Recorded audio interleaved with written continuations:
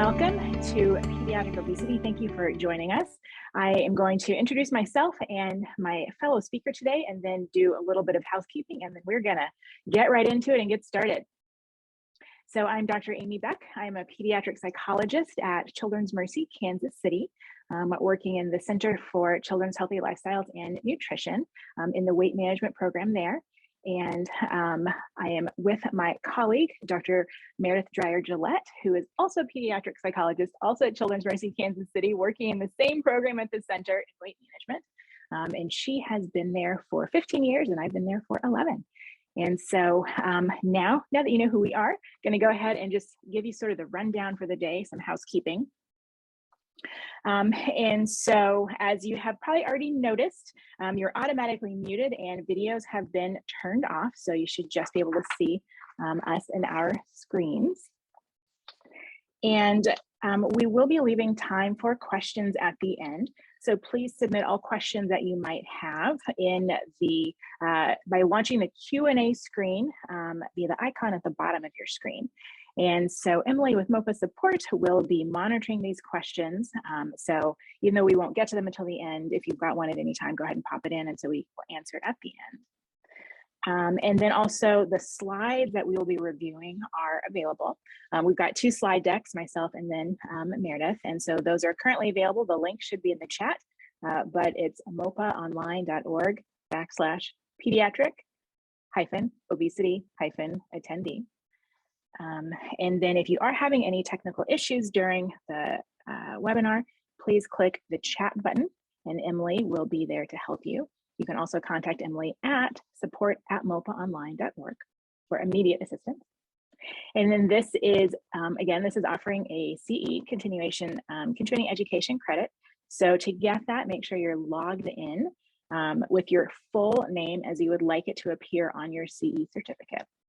If you need to change your name as it appears on the screen, please also reach out to Emily in the chat and she can make that change for you. And then after the event, you will receive your CE certificate via email once your attendance for the duration of the webinar has been confirmed.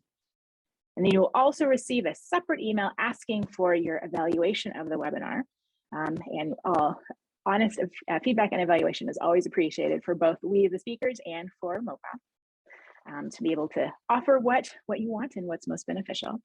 And then lastly, this is being recorded. It will be available for future use and on demand. And lastly, the views and opinions expressed during this presentation are our own and do not necessarily represent the views of this or any other state organizations. All right.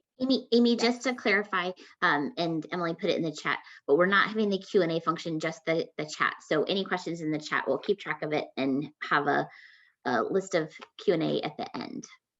Perfect. Thank you for that clarification. Yes, and we welcome all questions. We're going to try and save about 10 minutes at the end.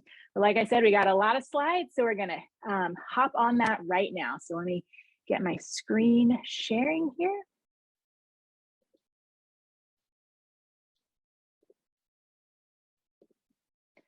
All right, so we're going to hop right in, and again, welcome.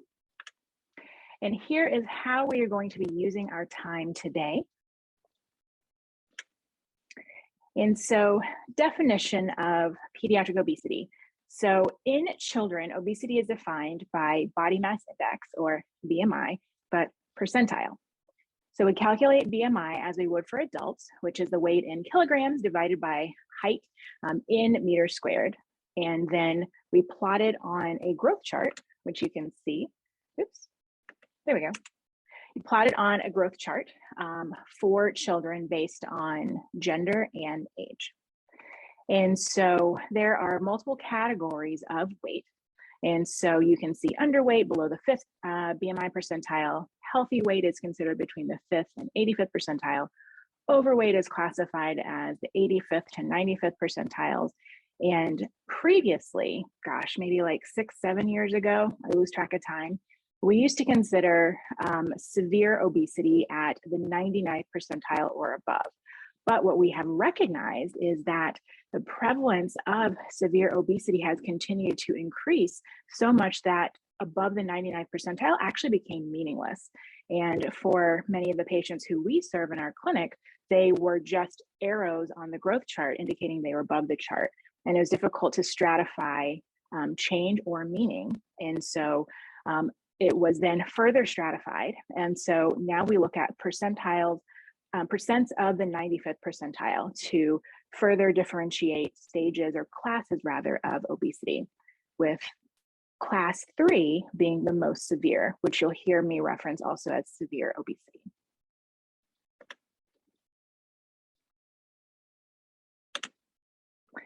And so what I think we all already know is that this is a prevalent problem.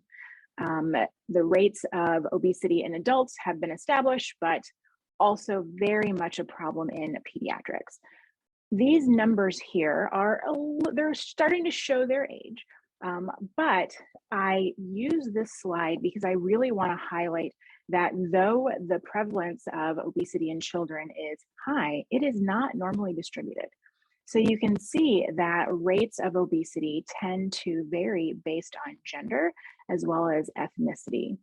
And so where we actually have the highest prevalence rates for obesity are with our Black and brown children, particularly our girls.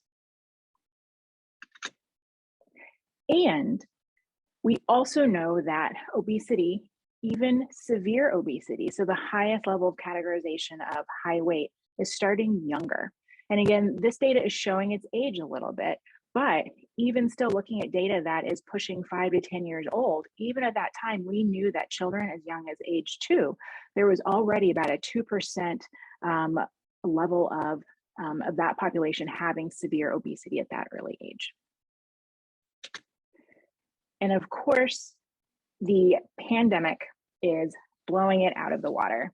So I'm advancing my slides. I can't tell if they're delayed on my screen or your screen.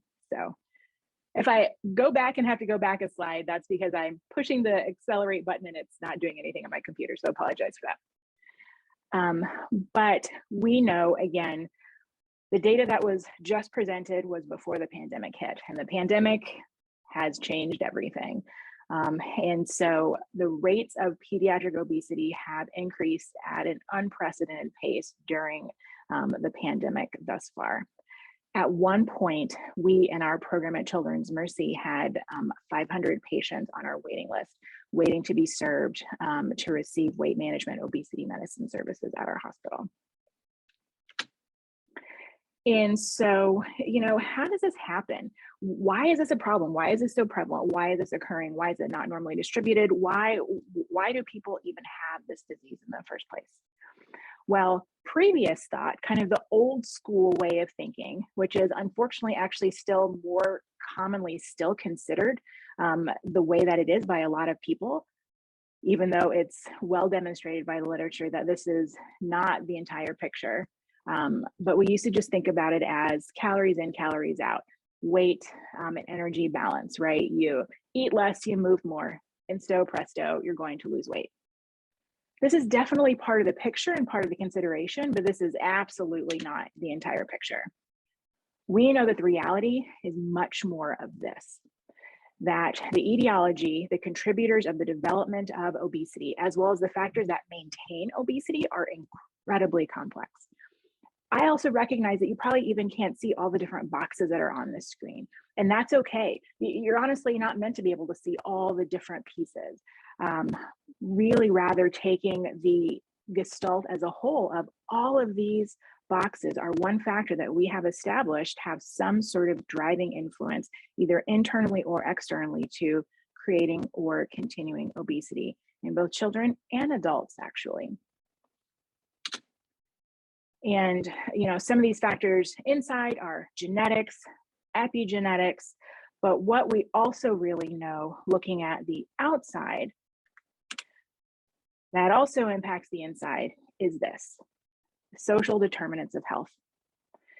And so recognizing that all of these different factors identified here for individuals who are considered to have more subordinate identity characteristics, or individuals who are underserved or underprivileged, right, who do not have the different aspects of these determinants that are leading them towards health, but rather holding them from it.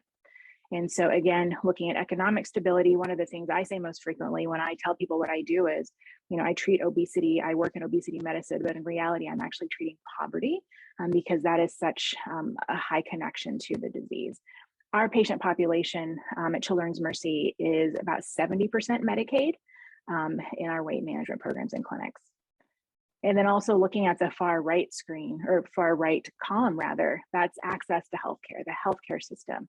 We ourselves as an institution very much play a role in the addressing of obesity, both in identifying it correctly and treating it correctly, and advocating for insurance coverage and access, which we'll kind of touch on that a little bit more. And then we'll definitely really look at what some of the changes are currently with what's happening in Missouri, which is pretty cool.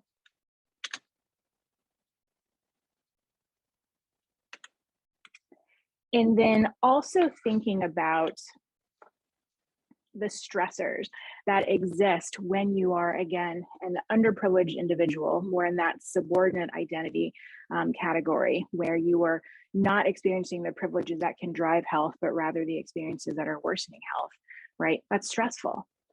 And we also know just the impact of chronic stress itself has physiological impacts. And so just taking a moment to really highlight inflammation, which I think is important because we also know obesity rates have increased over the pandemic. Obesity itself, even in children, is actually a risk factor for more severe and worse outcomes of COVID. And that's much because obesity is a disease that is driven in some part by inflammation, as is COVID. But even before we kind of get into the nuts and bolts of what the inflammation looks like systemically, we know that chronic stress drives inflammation as well, right? It overactivates the immune system and leads to just that heightened excess inflammation, including neuroinflammation.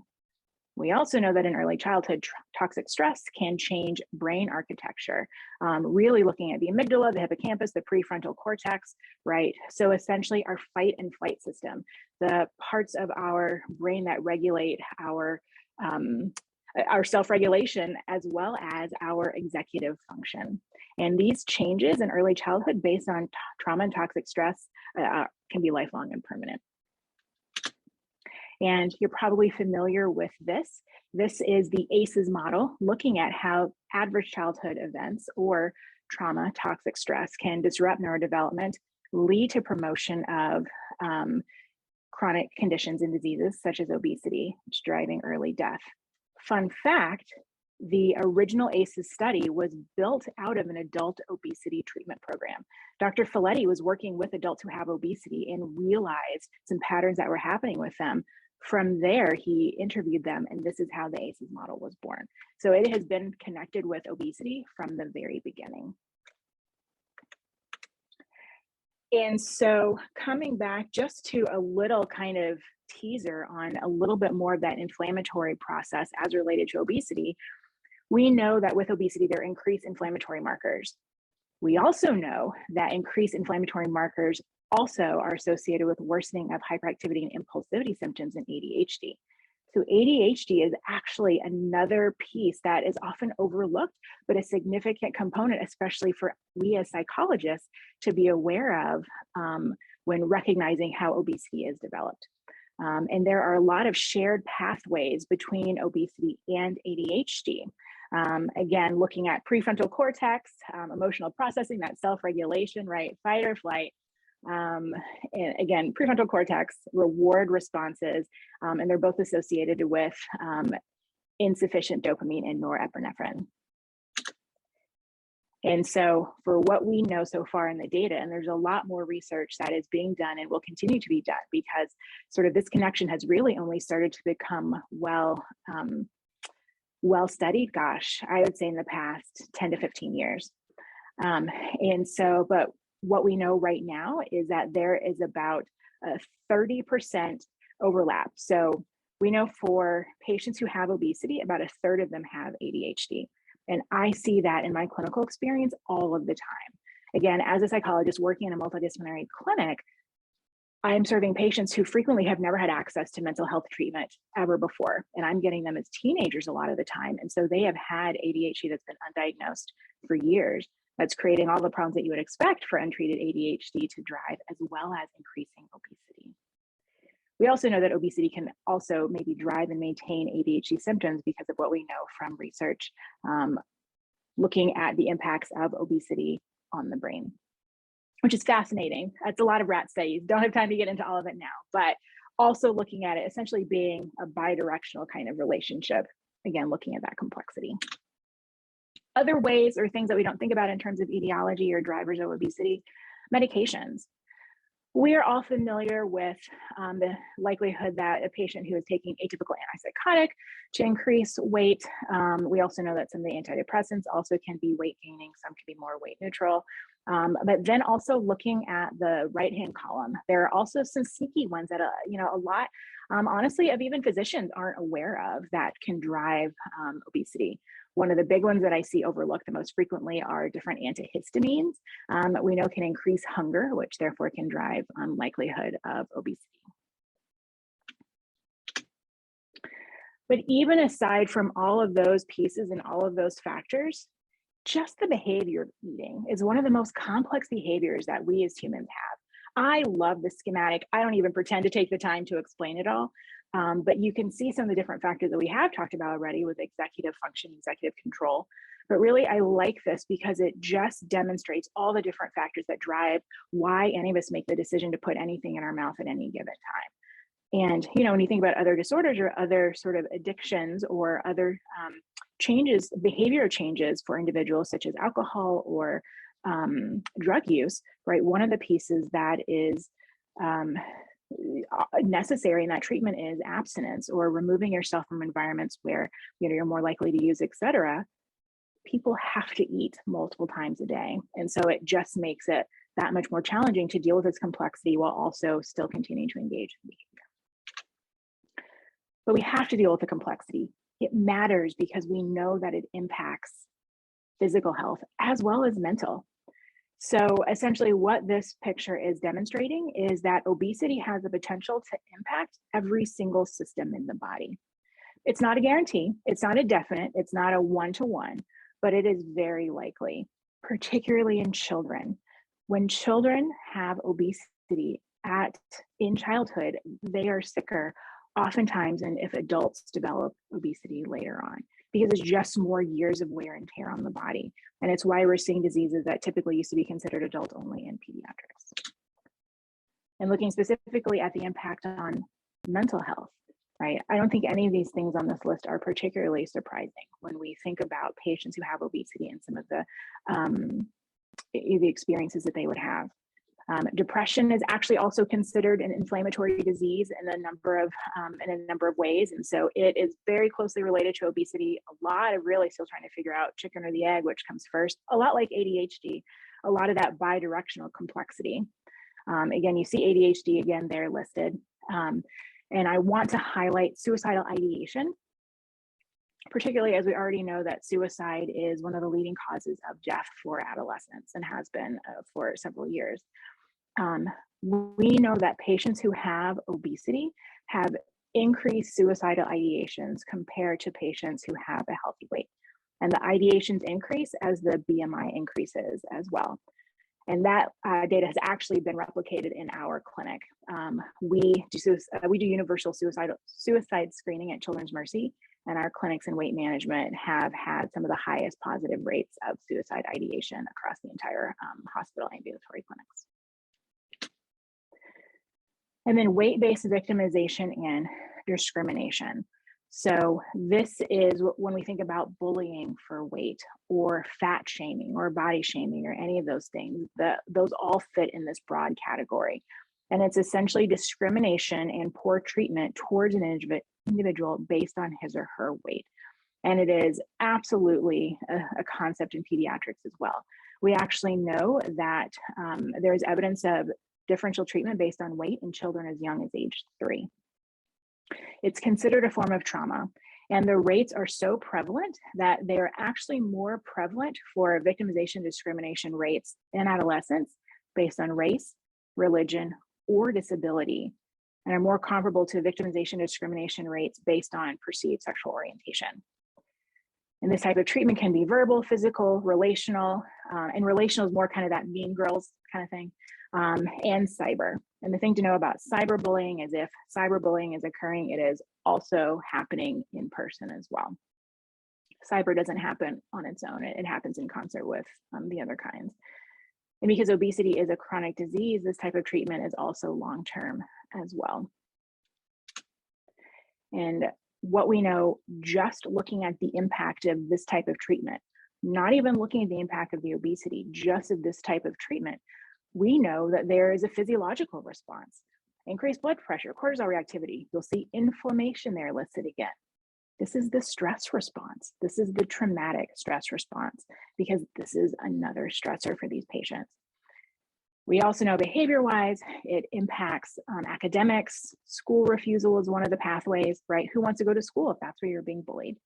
And extremely importantly, we also know that it impacts health behaviors. So there's a lot of times where it's like, oh, well, if you tell the kid that they need to lose weight and that they're fat, that they will want to lose weight. But every piece of evidence that has ever been published on the topic shows that it's actually the opposite.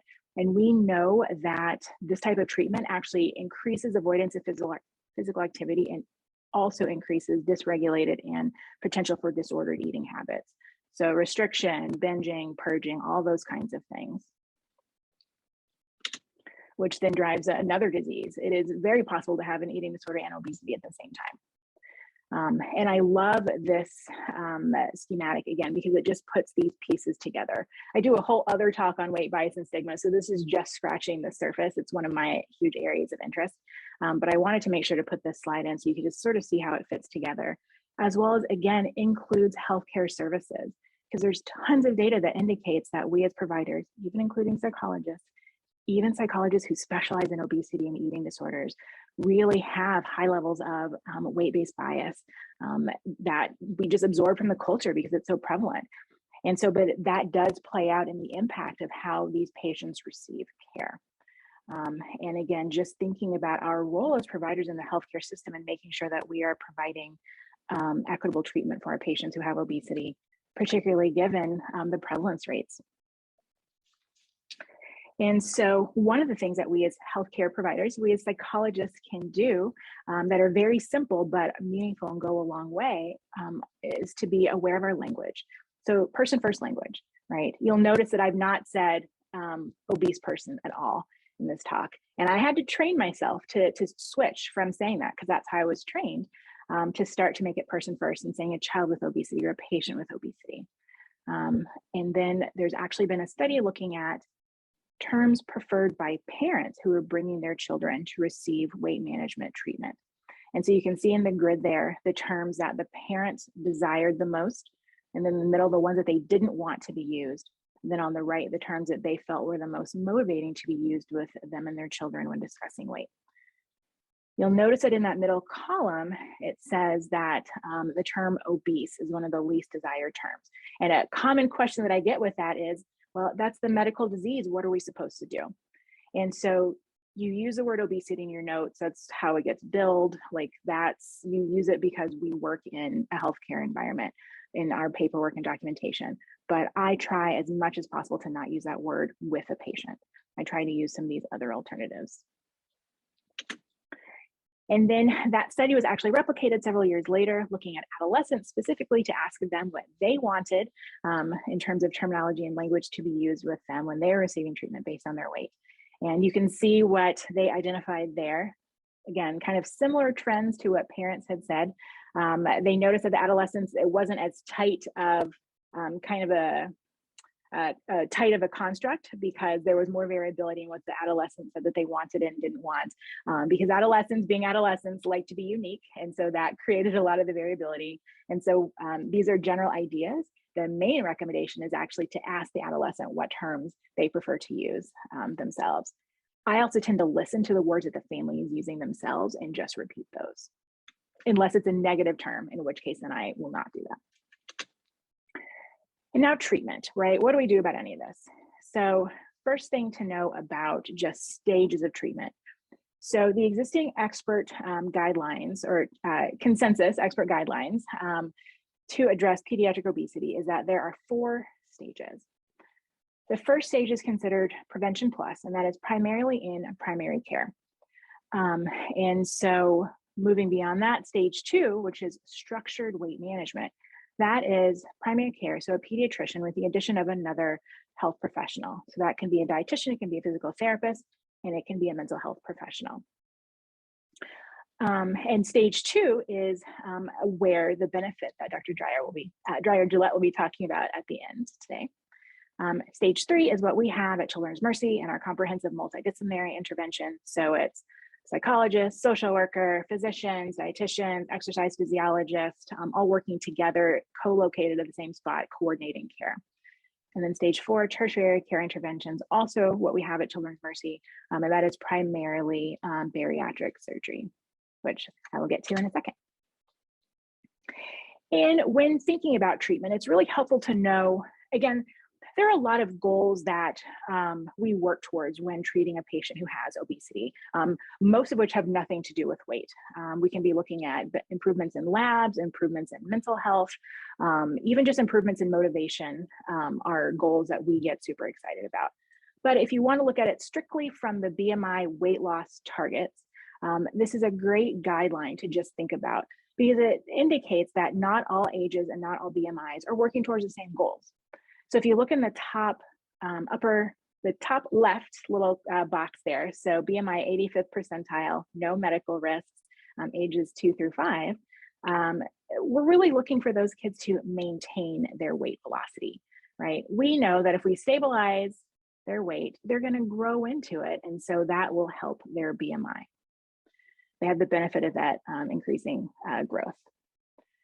We go to the opposite corner, so the bottom right, now we're looking at the kids who have severe obesity, who are our oldest teens and who are encroaching upon adulthood. And so those kids have reached their adult height, generally speaking, and so they don't have that benefit of continuing to grow taller. And so we are looking at weight loss for them. And generally speaking, without medication management or without bariatric surgery, we wouldn't want a patient to lose more than 2 pounds a week. And that's actually pretty uncommon.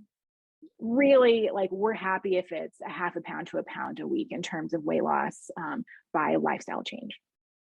Because again, anything beyond that really needs to be evaluated for any type of high-risk behaviors or possible disordered eating. And so then what are ways that we can help facilitate this? And so as psychologists, none of these interventions that I have listed here in the next several slides are going to be surprising. So I'm just going to pop in a couple of examples of how they relate to obesity, just to kind of get you thinking about it that way. And so again, setting SMART goals for our patients. And so, you know, it's very common for kids to come in and say, I want to lose weight and I'm going to do all the changes at one time. Parents actually say that too. And so really having to sort of reset them and saying, you know, we don't want to overwhelm you. We're looking at lifelong changes, lifestyle changes, right? Trying to do everything at once is pretty hard and often doesn't work out so well. So let's pick kind of one small thing. Let's make it specific, measurable, achievement, realistic, and time-based, and let's go with that. And then self-monitoring or becoming aware of our own behavior, we know is evidence-based for treatment of obesity. So ways that we use that are logging food. You can do a paper pencil. There's tons of apps, exercise logs, the sort of proliferation of wearable devices like Apple Watches make this super easy now. You can track all kinds of stats. So just being aware of kind of what your existing behavior is can help again with the beneficial goal setting. And then shaping. So just some ways to think about what that can look like for obesity treatment. So again, it's not uncommon for patients to be like, I'm gonna run a mile every day without having done really any type of exercise before that. And love the motivation, love the ambition, but that's hard. And so let's get more realistic and shape it. So you're moving yourself up in a way doing that where it's gonna work for you.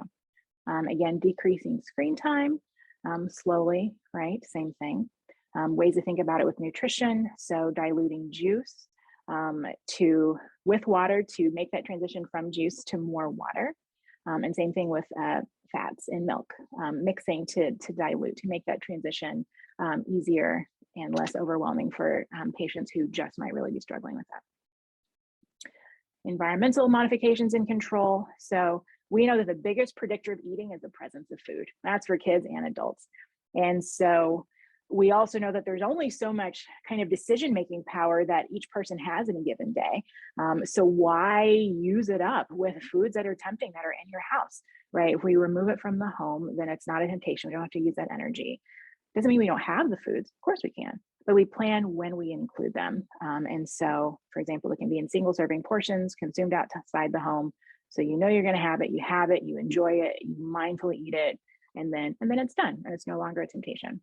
And then also not going to restaurants where healthier choices are difficult to make as well, or at least going to them less frequently. And then using exposure.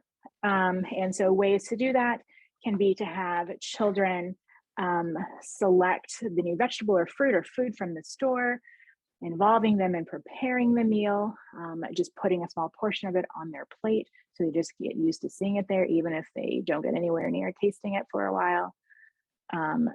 Food scientist, which is essentially an opportunity to utilize the senses even before you ever get to mouth, your sight, touch, smell, sound, utilize your senses to objectively explore, as if you were a scientist, a new food. So what does it look like? What does it smell like? What does it feel like?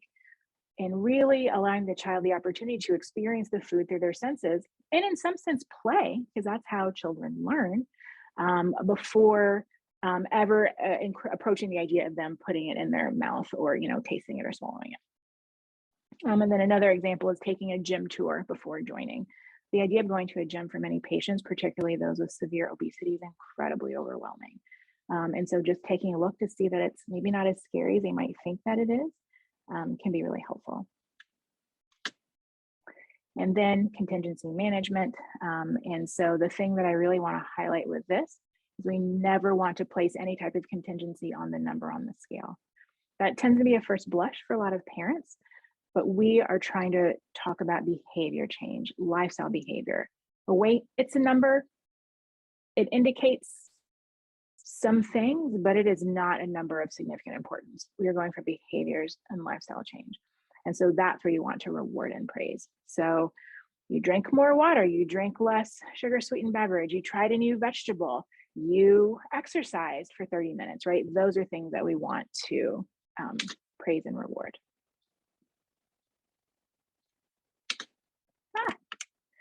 I don't know why my slides keep going all over the place. So thank you for being patient as I go forth and go back. Last couple of slides.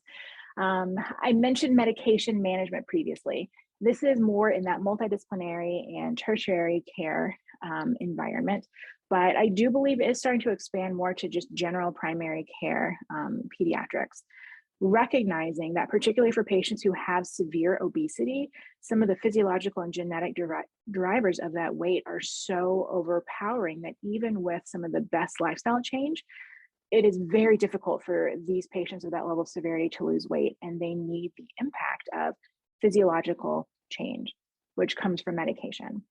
And I've highlighted some different categories because you recognize those medications as medications that we already are familiar with as psychologists. So Wellbutrin, right? We use it for treatment of depression. It also can have a lowering impact on appetite and increase and activate energy and movement. ADHD, so Vyvanse is actually FDA approved for adults for a binge eating disorder. We use it for that, off-label, kind of to say, for children, but again, we have such a high prevalence rate of ADHD in our patient population that we use Vyvanse, or other stimulants also work pretty well as well. And then when we have a patient using an atypical antipsychotic, we will often put them on metformin or topiramate at the same time, because that can mitigate some of the weight gaining effects of the antipsychotic. And then we also use topiramate, which is known as Topamax. We see that sometimes in the mental health world, originally designed for seizures and headaches. We use it in low doses because it has an appetite reducing impact as well. It's actually also indicated in the treatment of binge eating disorder as well. And then naltrexone for patients who have more of that hedonistic sort of addiction almost to food. we can see that having benefit. Naltrexone, of course, being the cousin of naloxone, so kind of thinking about it that way. And then for patients who are on the type 2 spectrum, we also can utilize GLP-1 agonists, which were developed as diabetes medications that we know have benefit for weight as well. And then finally, before I pass the baton to Dr. Dreyer at Gillette, bariatric surgery. And so this is the most powerful intervention that we have utilized for patients who have severe obesity, including children and adolescents. The guidelines were updated in 2018, really recognizing the power of this intervention and how it is incredibly beneficial for patients, particularly those who have type 2 diabetes or are on that continuum. We also see improvement in cardiovascular risk. We see reduction in sleep apnea. And so we do have a program at Children's Mercy that started in 2017. We've done about 50 surgeries since then. We are utilizing the sleeve, the gastrectomy, and what we can see with that is about 30% of the excess body weight being reduced for our patients. And you know, it's pretty cool to watch a kid have their life change when you have helped them get control over something that has been so challenging for them for so much of it. The big challenge with bariatric surgery, though, is continuing to get insurance approval. That is a fight across the nation, and we very much experience it with our patients. And that's a whole other talk. But lastly, and speaking of that, again, just insurance and coverage and how we as a healthcare system can make sure that we are providing our patients who have obesity the best care in the most equitable way that we can. I'm going to talk about what Missouri has been doing to make that more of an option. I'm going to pass the baton to Dr. Dreyer Gillette. My mouse is being funky. There it is. Okay, take it away. Oh, you're still muted. Excellent. You know, only 2 years into almost all Zoom meetings. I think I have that down. All right, you have my slides? Amy, yes. Can you see this? Okay, thank you. Sorry.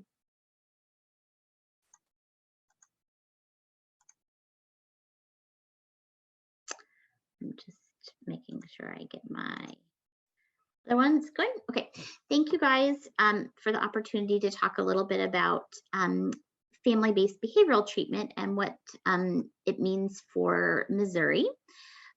In terms of our a journey that we've been taking, myself and several of my colleagues across the state, to trying to advocate for that. I feel like Amy and I have boxing gloves out a lot of the time as we try to make sure that our patients get the needed services that they need. So it's advocacy is a big part of our job all the time. So part of, Amy was describing the behavioral strategies that are a critical part of care for kids with obesity. What we have known since about the 80s with Dr. Lynn Epstein is that family-based behavioral treatments are one of the most effective ways. So the U.S. Preventative Services Task Force kind of did a huge review and found that having 26 hours of family-based treatment, so kind of not saying like, oh, you, Johnny, let's just target you, we can just change Johnny's eating habits and everything will be fine. We know that kids don't exist. They exist within the framework, kind of as Amy showed you. We think about that social ecological model, and we need to think about how do we do that. We also have to think about the fact that everybody kind of needs a buddy. So we try to target energy intake and expenditure in both youth and their caregivers. Amy's slides previously kind of showed you that genetics is, part of your weight is determined a lot based on your genetics. So obesity runs very strongly in families. So if we target the child and the whole family, we're often helping parents with their own obesity. The other thing we know, I always like to use the example, how many of you know that you're supposed to floss your teeth and brush twice a day. And how many of you do that a little more often right before you go see the dentist? Or how many of you know that you're supposed to eat 5 servings of fruits and vegetables? So there's the knowing and then there's the doing. And there's usually a disconnect. So, you know, psychoeducational approaches have not been deemed to be effective. So simply telling you that you need to do that or telling you once is not going to be sufficient to make those behavior changes. I was teasing when we were talking with Emily and Chuck about this talk that my stepdaughter came home one day and said, do you know that Casey Wolf came to our school and said that you're supposed to eat 5 servings of fruits and vegetables every day? Like, I can't believe it. And keep in mind, this is my life's work, is to help kids and families eat healthier. I was, you know, like, oh, really? I can't believe it. So, you know, when we think about you know, it takes a village, but we really want to think about successive changes. So we want kids and families to have success. So when Amy mentioned like, oh, I'm going to run a mile every single, you know, every single day, you know, that's not something that's achievable for the family. We want them to have a small success so that they can have a success the next day. And so we'll teach them some of those core strategies. Monitoring is self-monitoring is one of the most successful strategies in order to be successful. Sorry, I said that twice. But it's also one of the hardest things to do. And when my interventionists struggle with that, I ask them to do it for themselves and they go, oh yeah, tracking what you eat all day long is super, super hard.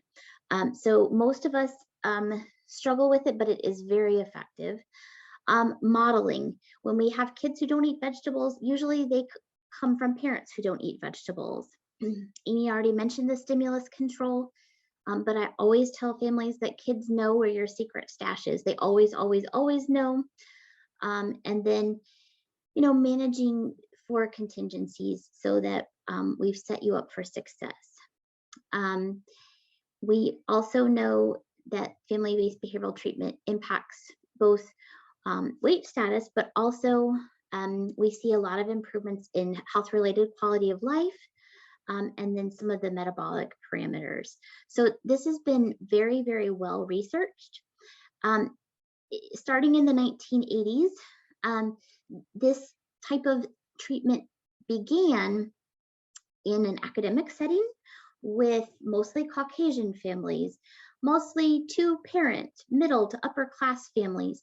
And so our last 10 years or so, as Amy mentioned, obesity is affecting, you know, disproportionately affecting families of minority, ethnic and racial minority backgrounds, lower income backgrounds. So we are kind of on a mission to be able to better serve families who represent, you know, America and those families who are coming in for treatment.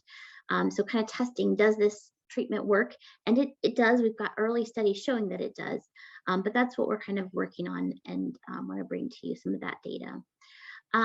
So far, we have some large scale studies showing that family-based behavioral treatment. You can see here, Amy talked to you a little bit about how we measure BMI. This is a Z-score, so a standardized measure, but over time, almost every kind of research study or every weight management study is going to show you this kind of, we call it the reverse check mark.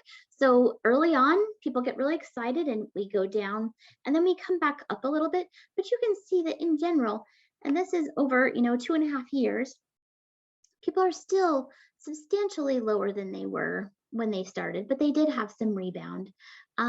Where you see in general that families did better was when they had some maintenance of either getting behavioral skills or social facilitation. So having peers help to support that, support healthy habits, was something that was beneficial. And Dr. Wilfley, Denise Wilfley over at Washington University, is one of our colleagues on a CDC funded project. So this is some of her data. So what we know is that family-based behavioral treatment is a robust evidence-based intervention.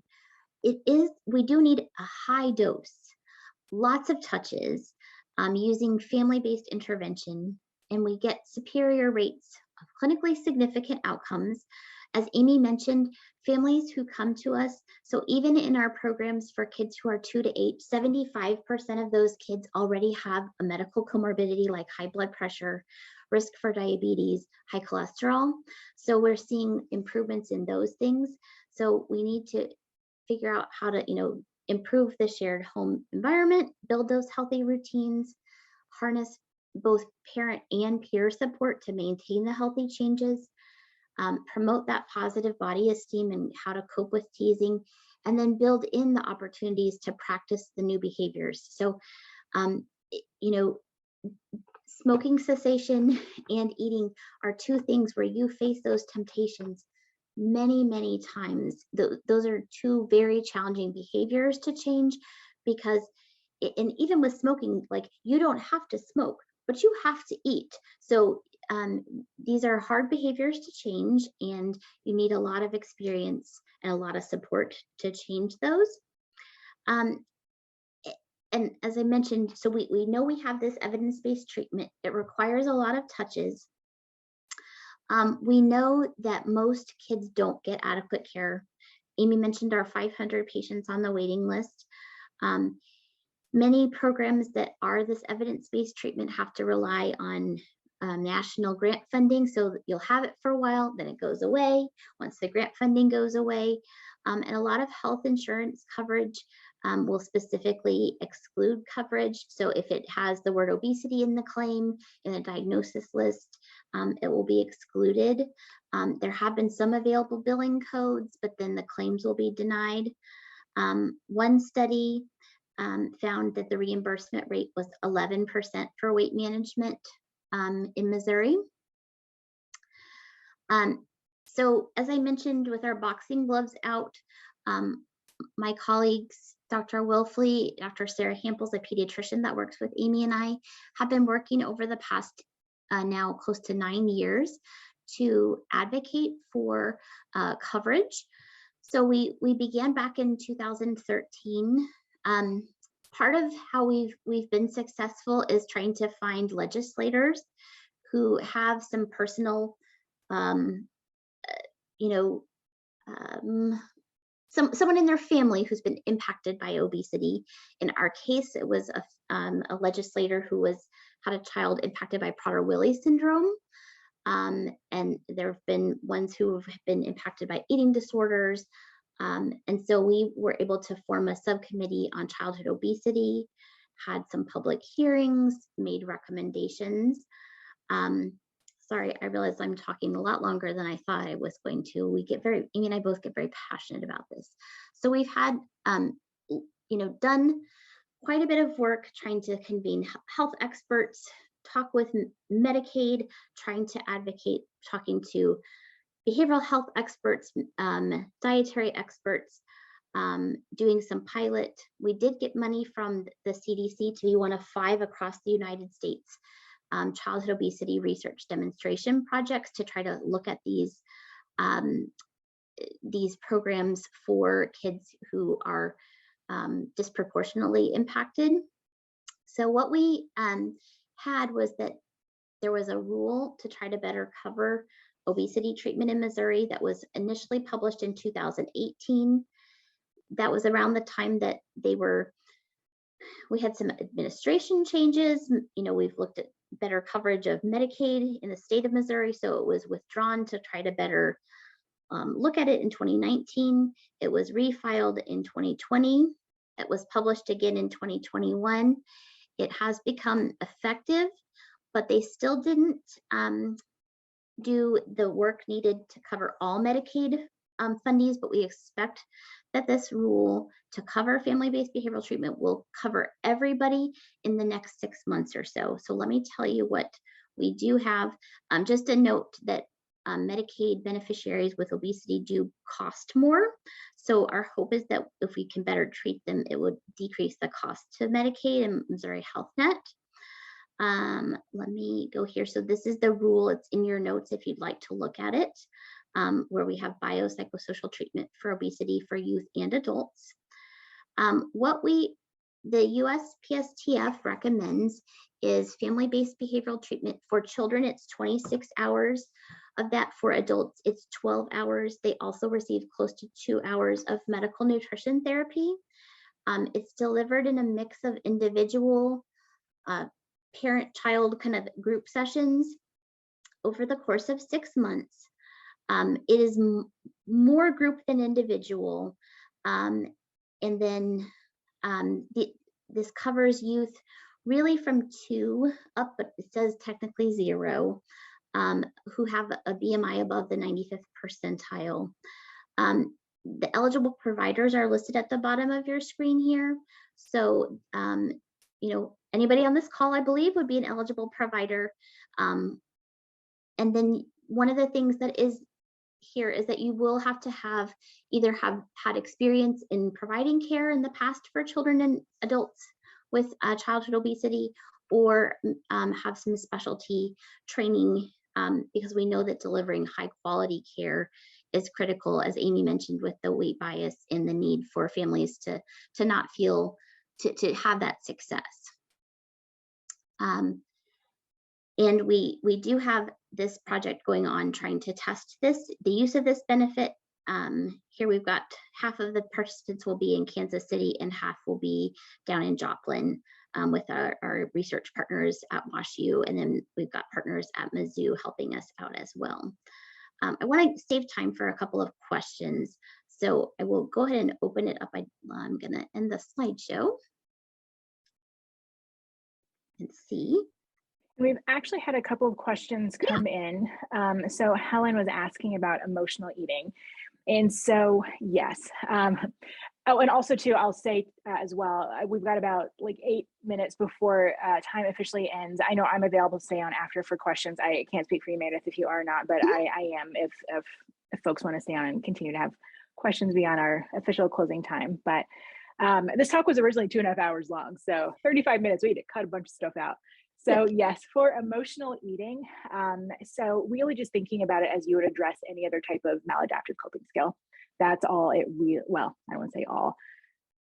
We know, again, just the complexity of all these other drivers involved, but on the surface level, when you kind of conceptualize it as a psychologist, it is equivalent to any other maladaptive behavior used for coping. And so what you would do to address that for any other patient. CBT, obviously the most common, but really what I see, and there's actually some cool research now that I came across earlier this year or last year, really more of the kind of fourth wave acceptance and based and mindfulness-based interventions. Because when you think about patients, particularly now in the pandemic where the world just kind of went, there's some stuff you can't reframe or restructure. And so really starting to lean into more of that, it is what it is, that radical acceptance and making peace with it, to not feel the need to escape from that poor frustration tolerance and utilize some sort of maladaptive coping strategy is really effective. That's actually where I tend to lean more now, particularly with my adolescent patients. And then there was another question, and also Joyce, I sent you back a question. It was for resources. And so we've got, I mean, there's a lot of resources. And so actually, I don't know if our email addresses are included already, but I'm putting mine in the chat. So feel free to reach out to me and via email, and you can kind of get more what information you're looking for, because there's more that we could even talk about here with that. But and then so for Chuck, what is the best way to join with children and weight issues, their families? I would say I get that question every single time I do any of these talks, and it's because it's hard. Weight is one of those topics that is incredibly sensitive and can be incredibly polarizing. And so there's a tendency to avoid it because of that, but we also know that it has to be discussed, and parents also have the expectation that it's going to be discussed if it's a problem.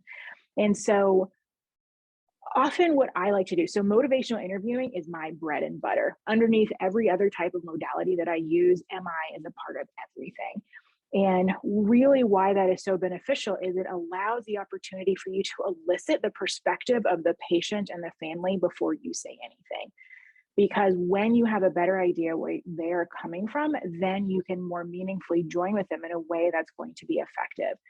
And so, again, I'm working primarily in a medical setting, so it's a lot of patients being referred to weight management. Sometimes they don't even know why they're there. Just my pediatrician told me to come, like, what is this? Like, why are any of us here right now?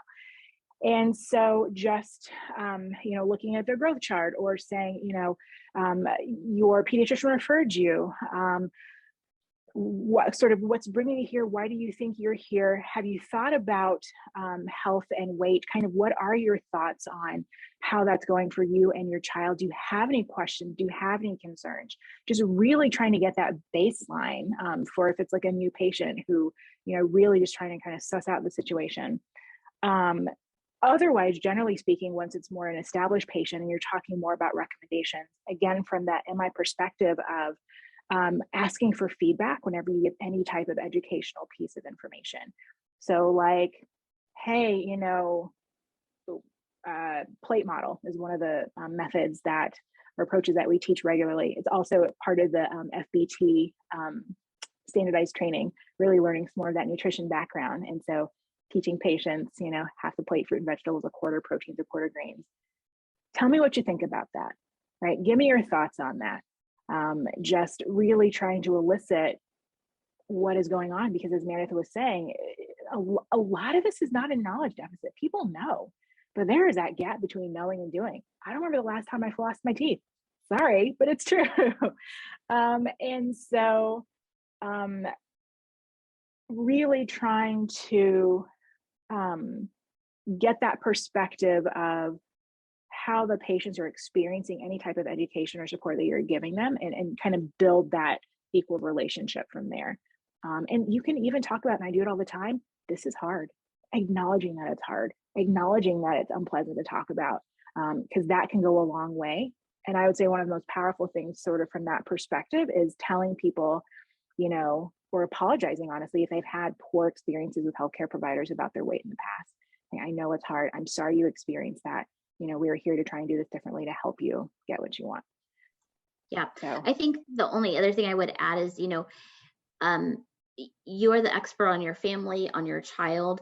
And so let us know, what are you hoping to get out of this appointment? And please give us feedback. I have kids be like, well, I mean, if you want to be honest, like, yes, I do. Like, it doesn't help us if you sugarcoat it. Like, and so, when we're asking things like, do you eat out of the trash can? Are you eating, whole pizzas? Like, we'll throw out things that are pretty big and be like, and we've had people tell us that. So we try to really normalize, the things that we're asking about, so that kids know, like, it is okay to tell us really virtually anything.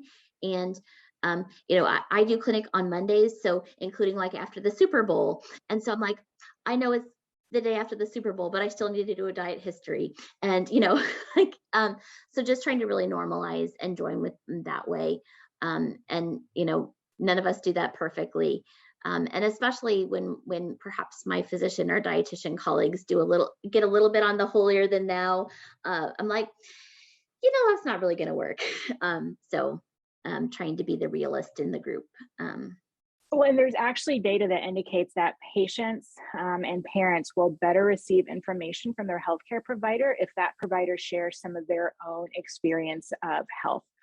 And so specifically thinking about behavioral habits. And so again, as psychologists, we know that appropriate self-disclosure can be utilized very, very powerfully. And so that is a great example to what Meredith was just talking about. Like, we're not holier than thou. I don't remember when I last flossed. I don't know if I had 5 fruits and vegetables yesterday. I think I did, but I don't really know because I didn't monitor it. And so really just keeping it real goes a long way for engagement, particularly with adolescents, where you're going to have those higher rates of severe obesity as well. So we are at time. So again, available if there are more questions, but I wanted to make sure to do the last bit of housekeeping. So thank you for attending. And also there will be an email following this with information about evaluation and your CE certificate. And if you have any questions, please reach out to Emily at support@mopaonline.org. And we have 3 CE events coming up in February. March and April, all can be found on the MOPA website. And thank you again for hanging out with us. Talk really fast this afternoon, and have a great rest of your day. And we'll just hang out here for a few minutes if anyone else wants to, but no pressure. We are officially finished. You're free to leave.